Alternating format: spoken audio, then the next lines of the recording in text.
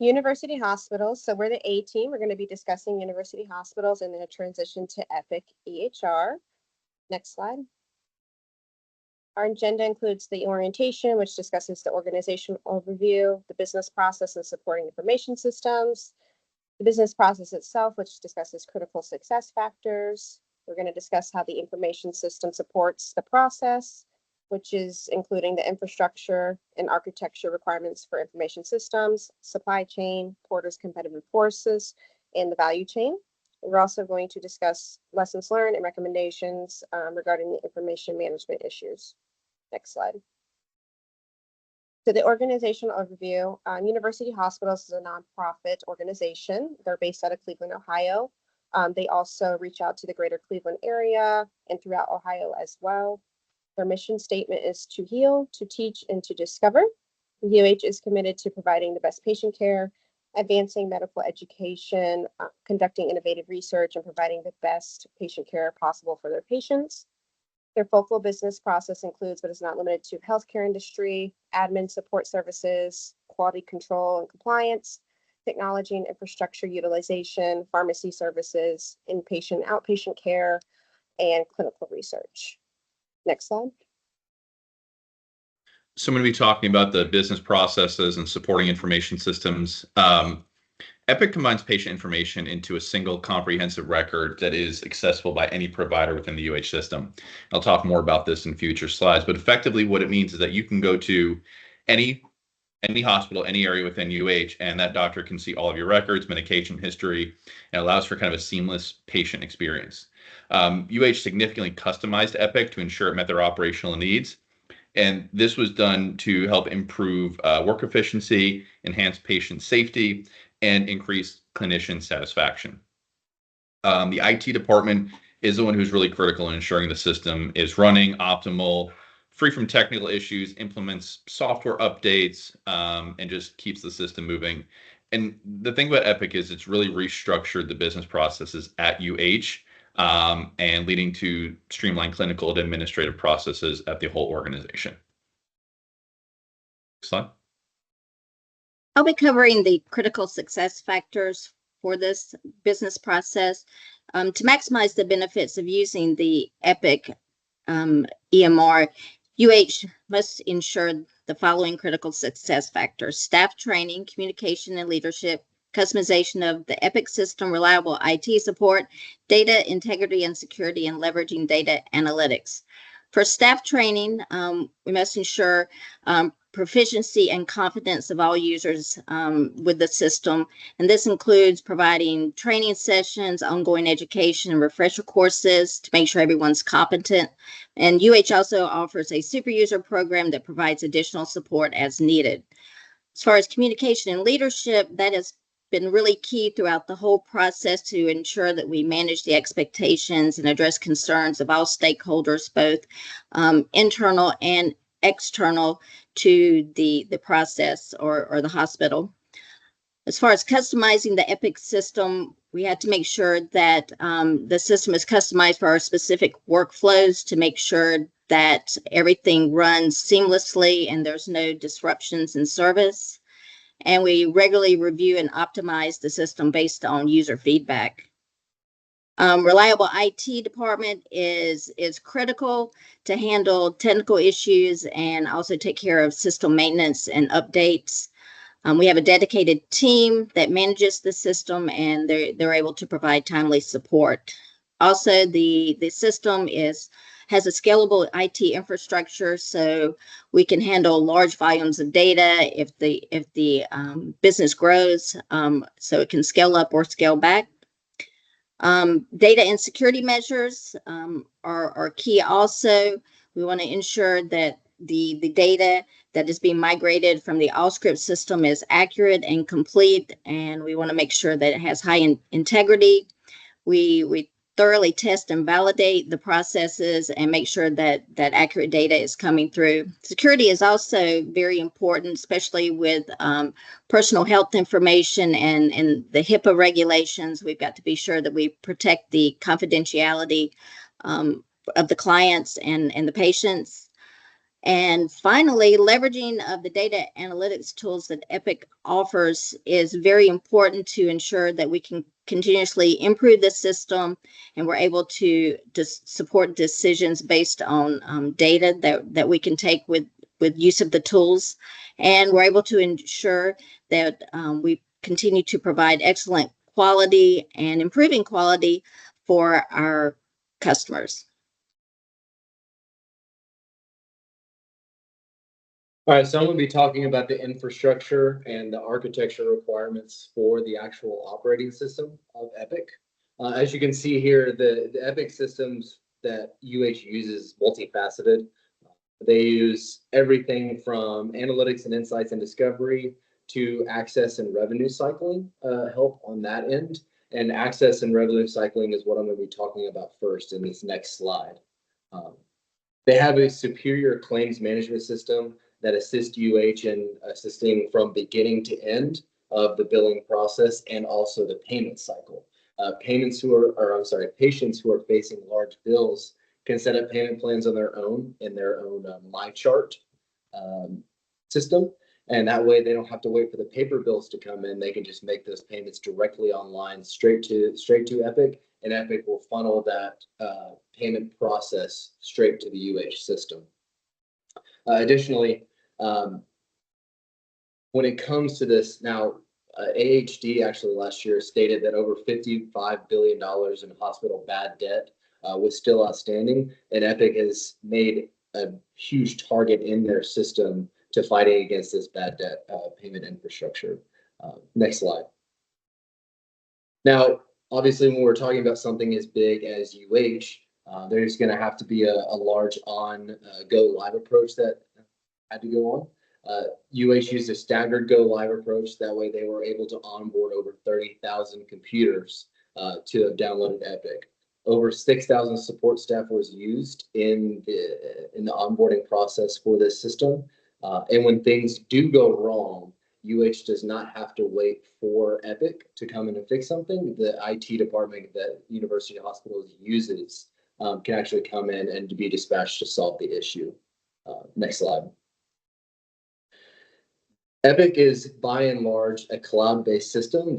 None of the servers are stored on site at any of the UH headquarters. It's actually stored on site in Verona, Wisconsin, where Epic has their server farm.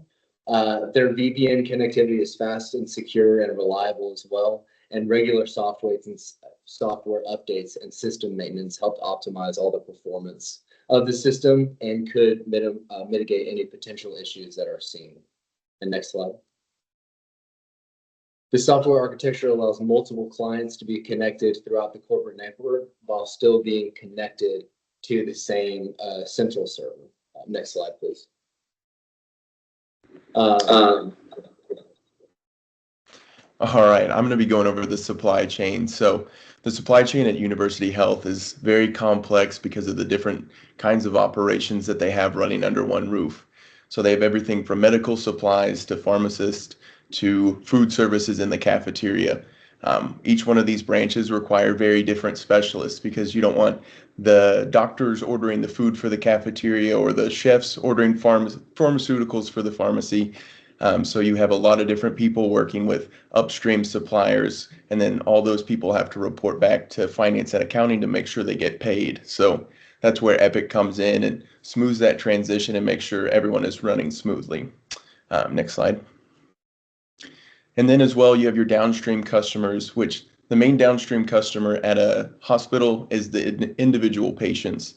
And each individual patient is a lot like their own downstream because they have different information, different experience, different medications that they take. So all that information needs to be passed on from branch to branch, hospital to hospital to make sure that they're being taken care of no matter where they're at, because that information is sensitive and also very important, could be fatal if it wasn't handled properly, as well as working with local health departments and community health organizations, making sure that they're getting accurate and up-to-date information out to those organizations.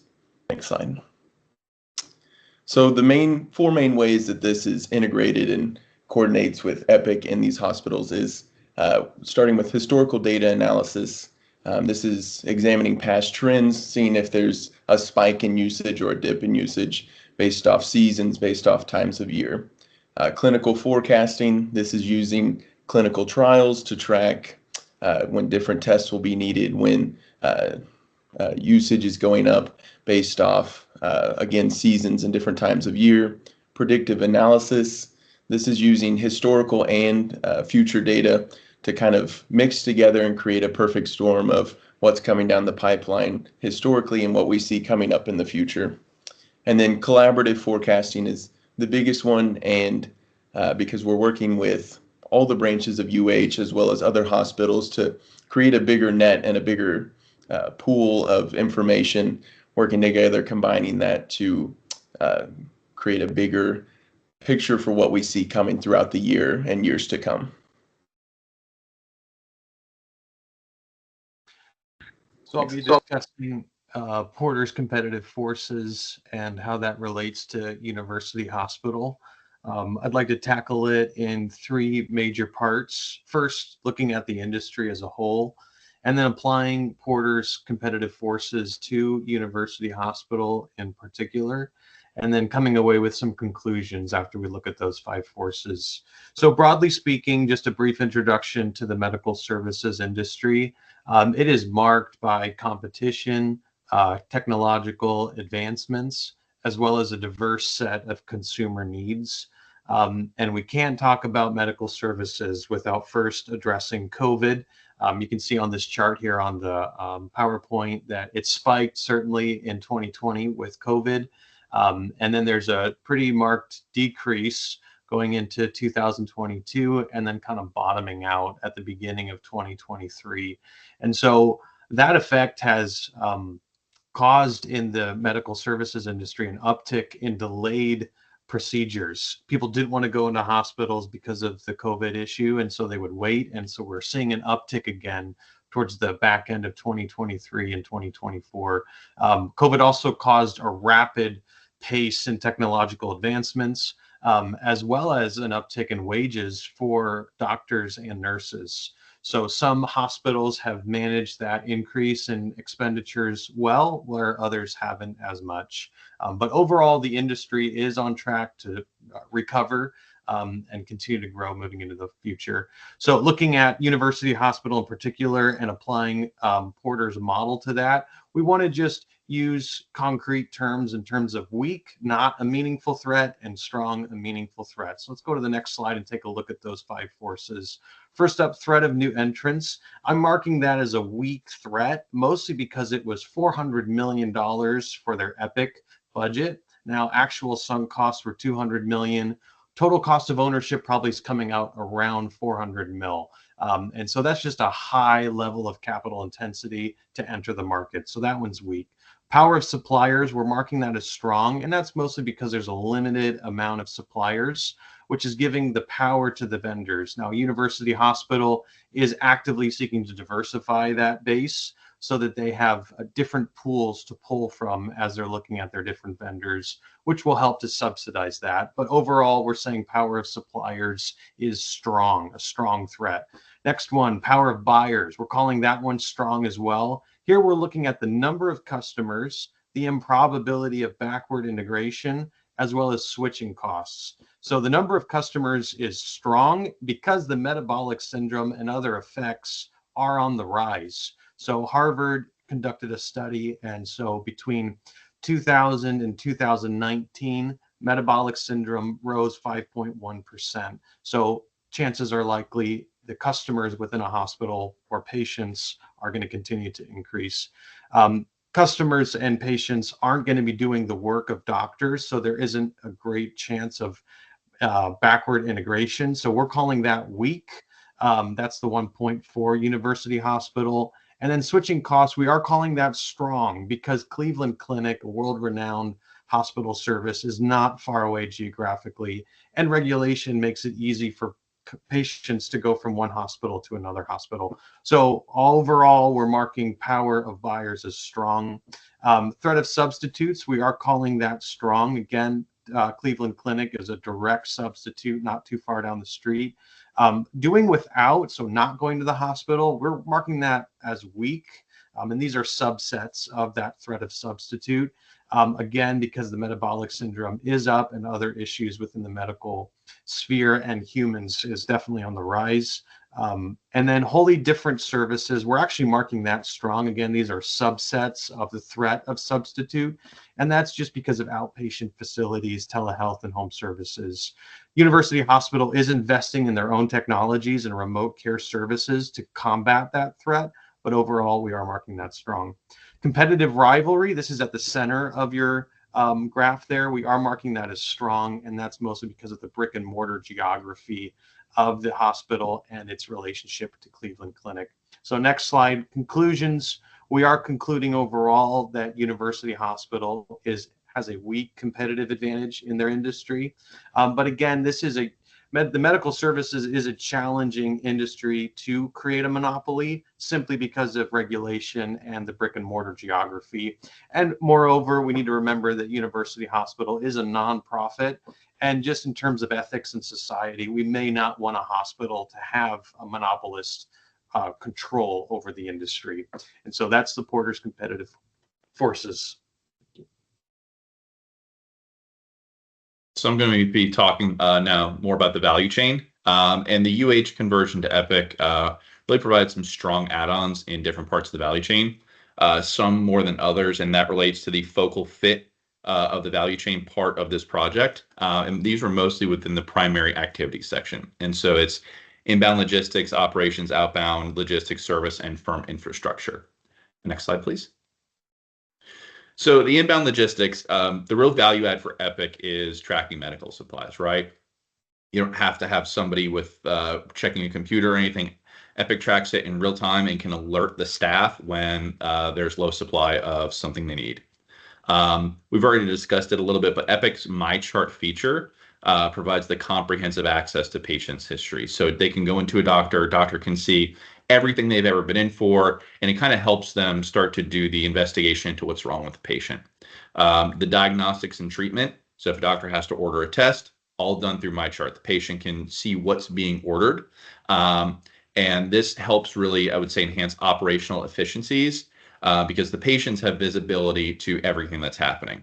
And this is really a distinguishing factor from a competitor like Allscripts, where they don't have as much visibility. Next slide, please.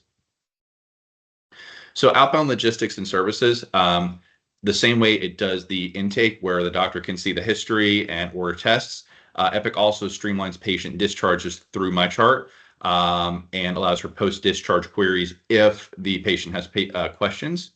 And then the service portion, just value add from the entire thing together when you add all 5 of these up. And then there's the service activities section where managing the patient interactions, follow-up care, timely communication, like I said, just overall enhances the patient experience and means they're likely to stay within the UH system versus going anywhere else.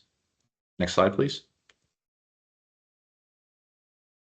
And the firm infrastructure portion, the claims management and revenue cycle, which Cole discussed a little bit earlier, you have increased visibility from finance and accounting as it relates to payment projections.